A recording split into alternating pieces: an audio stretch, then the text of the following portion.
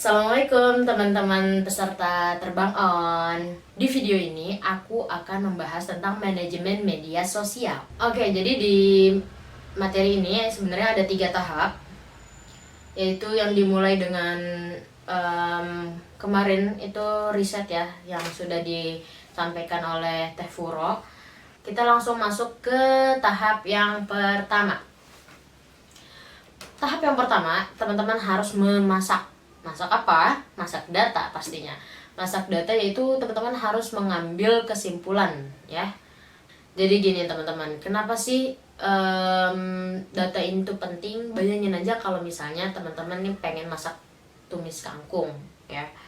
Tapi teman-teman itu bahan-bahannya tuh banyak banget yang nggak ada. Garam nggak ada, minyak nggak ada, terus bawang cuma 1. Nah, teman-teman nggak kebayang nggak sih bakal jadi apa masakannya? Paling cuma jadi apa ya, bakal jadi sup sayur bening aja gak sih jadinya ya, pokoknya intinya kayak gitu. Jadi fail dari tujuan kita yang pertama. Nah, itu dia pentingnya data yang teman-teman harus miliki secara lengkap. Oke, itu. Dan itu juga alasan kenapa ketika kita riset itu nggak boleh main-main. Pertanyaannya nggak boleh asal-asalan. Target yang kita tentukan nggak boleh sembarangan gitu ya, nggak boleh asal-asalan. Harus detail. Nah, fungsinya data ini adalah biar teman-teman bisa melihat apa sebenarnya yang dibutuhkan sama target dakwahnya teman-teman, sehingga pelayanan yang teman-teman berikan ke target dakwah teman-teman itu bisa pas gitu, karena memang itu yang mereka butuhkan. Dan juga yang harus diperhatikan adalah riset teman-teman itu harus tepat sasaran. Misal mahasiswi FIB itu ada 2.000 orang misalnya, tapi yang ngisi riset teman-teman itu cuma 20 orang, 20 dari 2.000 orang. Nah, 1.980 orang lainnya kemana? Teman-teman harus bisa mengambil kesimpulan di sini. Misal kesimpulannya adalah mungkin cara riset kita salah, mungkin strategi kita yang kita pakai dalam riset itu nggak tepat. Nah, kalau misalnya teman-teman sudah menyadari kekurangan teman-teman yang seperti ini, kalau bisa itu, kalau misalnya ada waktunya, itu harus riset ulang. Kalau misalnya teman-teman sudah mengetahui celah kesalahan teman-teman itu ada di mana aja gitu. Tapi kalau misalnya waktunya itu nggak ada, ya itu jadi pelajaran untuk riset-riset di selanjutnya. Setelah teman-teman mengulang riset teman-teman, misalnya teman-teman sudah mendapatkan kesimpulan, contohnya mahasiswa FKG itu butuh tutor, terus mahasiswa FTIP itu sukanya nongkrong sambil diskusi kayak gitu. Nah, gimana caranya teman-teman ini mengelola kebutuhan dan kesenangannya target dakwahnya teman-teman itu? Nah, kalau bisa teman-teman sediakan tutor dari LDF kayak gitu. Terus kalau misalnya di riset yang kedua adalah, oh, mahasiswa FTIP ternyata sukanya nongkrong sambil diskusi. Baiklah, kita adakan saja kajian yang ikut nongkrong sama mereka kayak gitu. Jadi sistemnya itu kita bisa mengikuti mereka lah kayak gitu. Maka ini adalah kesempatan emas buat semua anak LDF. Jangan disia-siain. Setelah teman-teman tahu kesimpulan dari riset teman-teman, otomatis bakal tahu apa kebutuhan dari target dakwahnya teman-teman. Dan itulah yang harus kita selesaikan. Nah, kalau semuanya sudah teman-teman dapatkan, kesimpulan data sudah benar, riset sudah benar, selanjutnya adalah merancang proker berdasarkan data atau berdasarkan riset yang sudah teman-teman lakukan. Kenapa sih kita ini butuh data untuk merancang proker? Biar kita tuh biar pas kita menyusun proker tuh nggak menyusun proker hantu gitu loh teman-teman. Hah, apa tuh proker hantu? Proker hantu itu proker yang ada tuh cuma buat melengkapi raker, ada itu cuma untuk melengkapi proposal kegiatan, ada cuma untuk melengkapi LPJ biar sebagai bukti kalau misalnya kita sudah bekerja. Dan juga proker yang dibuat asal-asalan. Kalau nggak ada data, proker itu pasti asal-asalan dibuatnya, hanya berdasarkan dengan kayaknya kalau kita melakukan ini bagus deh, kayaknya ini lagi hype deh, kayaknya ini bakal laku deh, kayaknya. Semua berdasarkan kata kayaknya yang menurut kita itu bagus, padahal pas dijalanin peminatnya malah sepi. Terus prokernya nggak laku, eval di mana-mana. Aduh, yang ada bukannya manfaat tapi banyak banget kemudorotan. Ini adalah yang terjadi kalau misalnya kita menyusun proker nggak pakai riset. Kalau kata AAGM ya teman-teman, kalau misalnya kita sudah gagal dalam merencanakan sesuatu, itu tandanya kita merencanakan kegagalan itu tersendiri. Nah, cara merancang proker ini sudah dijelaskan sama Teh Furo di materi sebelumnya. Jadi teman-teman kalau yang lupa, itu scroll lagi ya materinya, scroll lagi. Jangan lupa, biar nggak lupa harus teman-teman aplikasikan langsung. Nah, ini adalah cuplikan dari materi Teh Furo yang kemarin, yaitu design thinking untuk penyelesaian masalah yang berfokus pada target. Teman-teman bisa menggunakan ini untuk merancang proker ya. Dan biar nggak lupa, teman-teman harus segera aplikasikan. Oke, setelah semuanya sudah siap, teman-teman sudah berhasil membuat sebuah proker, sebuah produk. Nah, langkah berikutnya adalah teman-teman harus bisa mempromosikan produk teman-teman ini. Kalau misalnya kita gagal promosiinnya, itu proker yang bagus ini bakal sia-sia teman-teman. Kenapa sia-sia? Karena nggak ada orang yang tahu kalau misalnya kita punya proker bagus. Nah, ini berkaitan dengan materi yang ketiga. Materi apa itu yang ketiga? Yaitu judulnya Marketing Proker di Media Sosial. Jadi di tahap ini, data akan dikelola untuk meningkatkan engage-nya medsos kita. Kayak gitu. Bikin jadwal postingan, tipe interaksi yang kayak gimana yang disukain, terus tipe postingan mana yang paling banyak diminati. Nah, sebelum kita masuk ke tahap-tahap tahap marketingnya, marketing media sosialnya untuk memasarkan produk kamu atau proker kamu harus memperhatikan 4 hal. Kalau misalnya nggak ada, teman-teman berarti harus riset lagi. Jadi teman-teman jangan pernah bosan untuk riset ya, karena itu adalah cara kita membuat proker yang bagus. Oke, jadi yang pertama adalah teman-teman harus mencari prime time. Terus tipe postingan yang kayak gimana sih yang paling banyak diminati sama followersnya teman-teman. Terus tipe interaksi apa yang paling cocok sama followersnya teman-teman. Misal teman-teman pakai stiker question di Instagram, atau misalnya stiker vote dan lain-lain. Teman-teman harus cari sendiri mana yang cocok.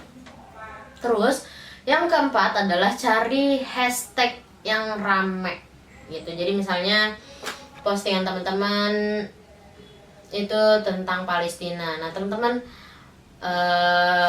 menambahkan di postingan teman-teman itu hashtag Save Palestine, atau terus juga Free Palestine, atau misalnya Palestine will be free. Itu masukin aja semuanya. Itu karena tapi jangan asal masukin hashtag. Teman-teman boleh masukin hashtag yang rame aja hashtagnya kayak gitu. Atau boleh masukin hashtag baru tapi hashtag yang sesuai sama konten teman-teman yang teman-teman upload. Kenapa sih hashtag penting? Karena ini akan sangat berhubungan dengan algoritma Instagram terhadap akun LDF-nya teman-teman. Ini waktunya kita mulai masuk ke marketing ya. Jadi gimana kita masuk ke marketing ini dengan mengolah data-data yang tadi. Yang pertama itu bikin konten-konten yang banyak diminatin sama followersnya teman-teman.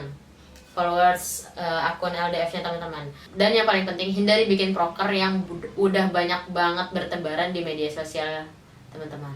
Misal aja ya. Waktu itu banyak banget postingan tentang parodi-parodi dari Milea dan Dilan. Aduh, itu hampir semua media sosial akun dakwah itu bikin parodi Milea Dilan. Aku tuh lihat itu sampai sampai yang udah bosen gitu, ayolah apaan sih ini lagi gitu kan. Maksudnya gini, kalau misalnya kita sudah merasa bosen ngeliat itu, kita jangan bikin itu gitu. Gimana target dakwah kita, pasti bakal lebih bosan lagi. Orang melihat yang biasa aja juga bosen. Nah, kalau misalnya kata Kak Gilang, daya ganggu, kalau sebisa mungkin ya, kita sebagai anggota LDF, kita sebagai pelaku dakwah itu, kita jangan terbawa sama gelombang yang lagi hype. Contohnya kayak Milea Dilan itu kan gelombang banget ya waktu itu ya. Gelombang hype itu gitu.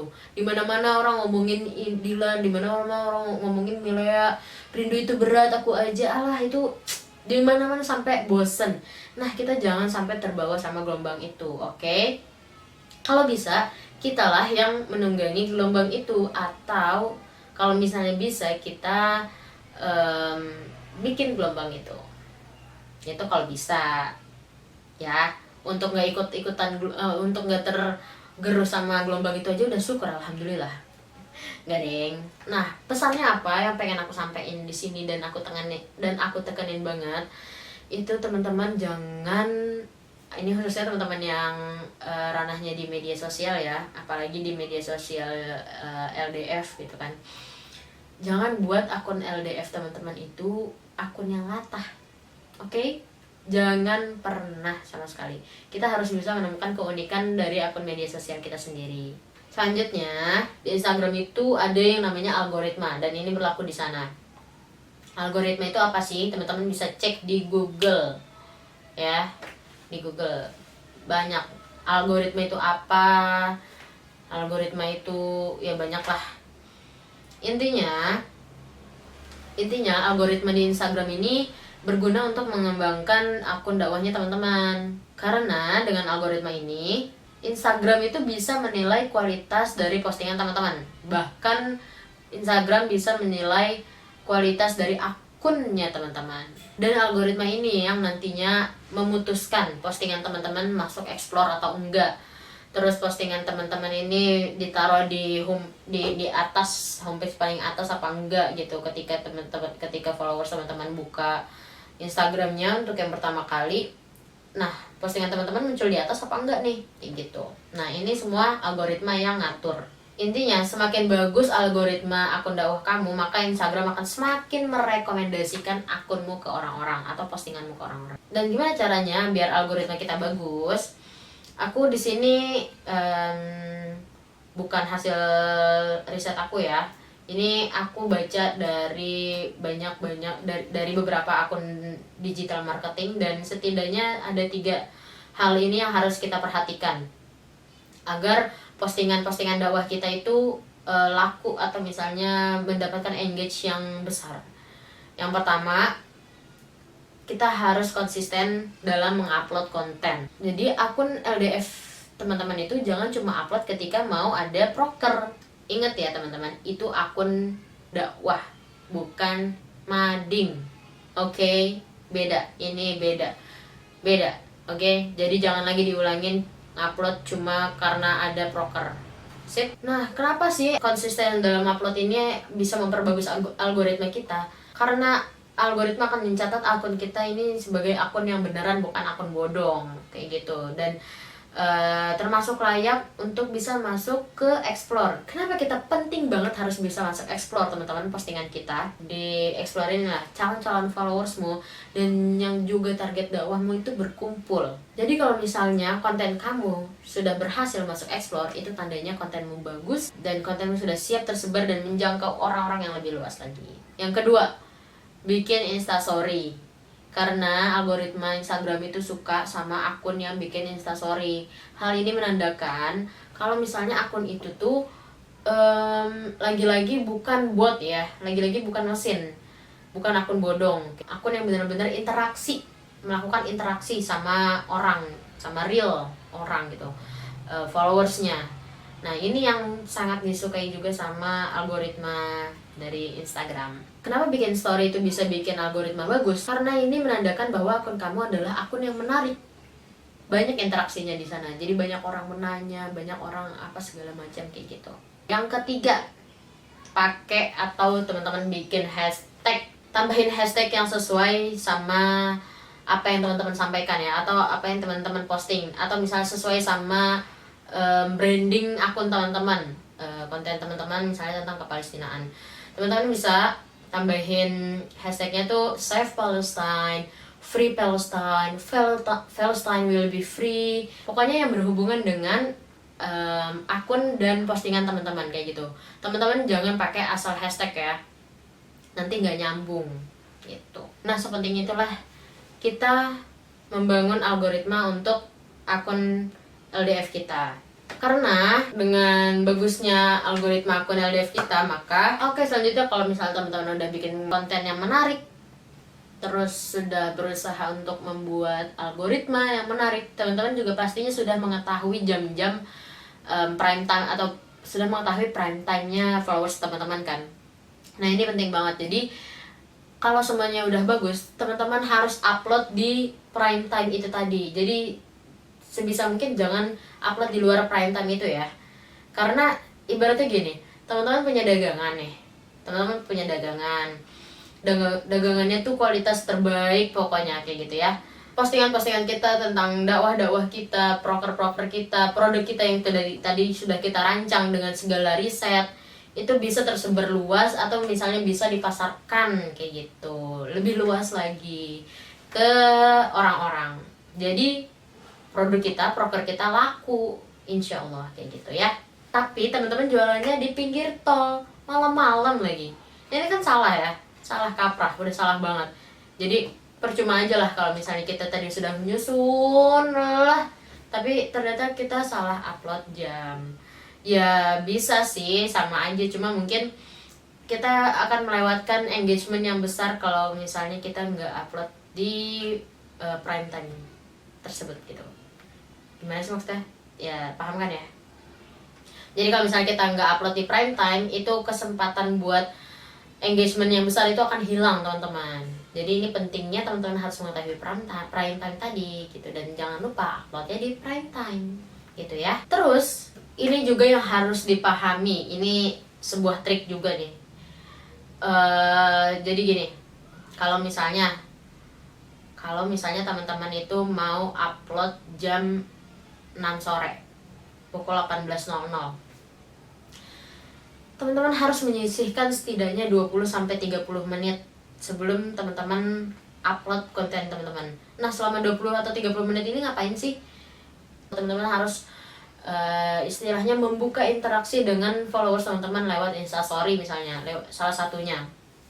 Misalnya teman-teman tanya, pakai stiker, pakai question sticker misalnya, menurut kamu Ramadan tuh gimana sih? Atau misalnya teman-teman, menurut kamu Ramadan dalam pandemi ini kayak gimana sih? Pokoknya membangun interaksi dulu 20-30 menit sebelum kita upload itu. Nah ini juga sangat diperhatikan ya, sesudah dan sebelumnya. Jadi jangan sampai teman-teman nih udah upload tapi diem-diem aja gitu. Istilahnya teman-teman udah upload tapi nggak keluar loh kayak gitu. Maksudnya ya itu adalah hal yang membantu ya untuk upload di story kayak gitu. Sangat membantu untuk menginformasikan bahwa kita ini sudah upload loh, kita ini lagi jualan loh kayak gitu intinya. Dan ingat sebelumnya itu teman-teman harus membangun interaksi dulu dengan followersnya teman-teman, oke? Hal ini jangan pernah di skip ya, mau ada konten yang diupload atau mau nggak ada konten yang diupload, Instastory ini sebisa mungkin teman-teman harus rajin ya. Karena lagi-lagi balik ke algoritma yang tadi, algoritma akan mencatat kamu sebagai akun real dan akun yang sangat menarik begitu. Oke teman-teman, alhamdulillah akhirnya selesai juga materinya. Aku ngerasa capek banget kayaknya ngejelasin ini. Semoga teman-teman ngerti ya, maafin ya kalau misalnya aku ngomongnya berbelit-belit. Kalau misalnya teman-teman ada pertanyaan, teman-teman bisa langsung menghubungi CP pertanyaan ya, PJ pertanyaan, dan teman-teman bisa langsung tanyakan dan nanti kita akan bahas di kelas terbang on. Aku pamit dulu. Semoga materinya bermanfaat buat kita semua dan semoga bisa dipahami. Mohon maaf kalau ada salah-salah ya teman-teman. Assalamualaikum warahmatullahi wabarakatuh.